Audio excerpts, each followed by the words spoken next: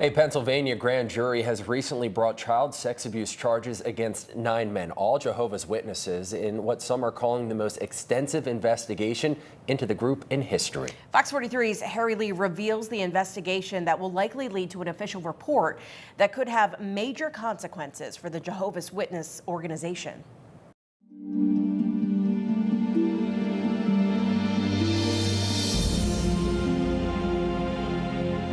The first time was a Wednesday morning. Martin Hawk was assigning door-to-door routes for the Red Lion Jehovah's Witnesses congregation when a teenage member slipped inside the Kingdom Hall with Hawk's 4-year-old daughter. I caught him, fondling my daughter. I didn't know what to do. I actually didn't do anything the first time, because I didn't know if I saw that. The second time was a Sunday morning. My daughter disappeared again for the second time, and I freaked out. I was really scared because I knew he was there, and I saw him assaulting our daughter. Even after the third time, for a true believer, there was nowhere to turn. The Hawks relied on divine justice, not secular. The police are controlled by Satan, the justices. So we can't get justice for anybody out there. The world is lying in the power of the wicked one. In 2005, they reported the abuse to the elders, but not to police. You're told to wait on Jehovah. So they waited 11 years. I wish it was the child abuse that woke me up, but it wasn't. Hawk is now one of dozens of witnesses to testify before a Pennsylvania grand jury that's investigating an alleged systemic cover-up of child sexual abuse within the Jehovah's Witnesses organization. The group, also known as the Watchtower Bible and Tract Society, has 8.7 million members worldwide, including 1.2 million in America and 83,000 in Pennsylvania. It was founded in Pittsburgh in the 1870s, breaking with Orthodox Christianity over its focus on Armageddon and separation from the world. In recent months, Pennsylvania Attorney General Michelle Henry announced sex abuse charges against 9 members of Jehovah's Witnesses, hinting at a larger pattern. Some of these defendants even used their faith communities to prey upon the victims, and others had to look no further than their own families. Defense lawyer Dan Kiss said his client, Robert Ostrander, was singled out to advance a bigger investigation. This seems to me, in large part, to be Catholic Church Part 2. They're making this about the Jehovah's Witness religion. In February, I asked the Attorney General if she was investigating the organization as a whole.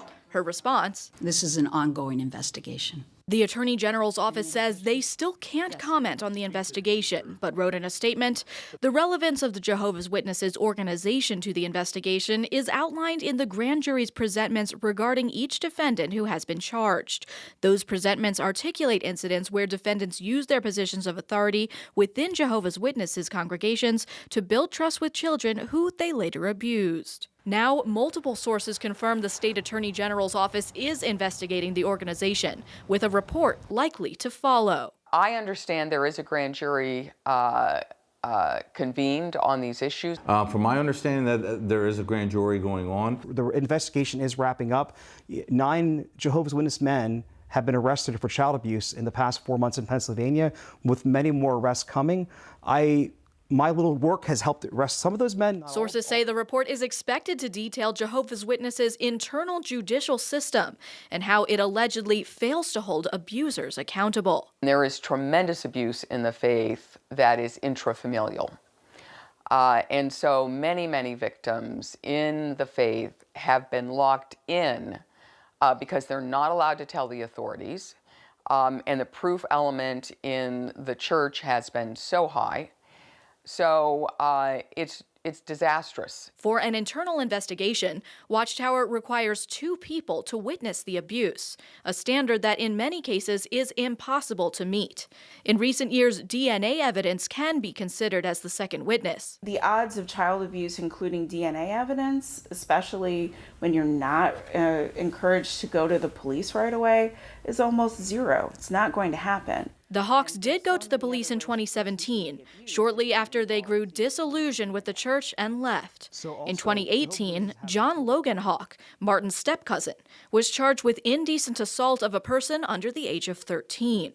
But because John was about 14 years old at the time, the charges were ultimately dropped. Martin says he will continue to work with the Attorney General's office to ensure what happened to his daughter never happens to someone else's. I would love to see the headquarters held accountable because it is their policy that has led thousands of young kids to be abused, victimized over and over again. Jehovah's Witnesses responded in a statement that the scriptural investigation does not purport to offer an alternative process to the secular authorities' investigation of allegations of the crime of sexual abuse. They added that the religion of Jehovah's Witnesses does not shield any perpetrator of child abuse from the secular authorities. Elders will report an allegation of abuse to the statutory authorities as required by law. Harry Lee, Fox 43 News.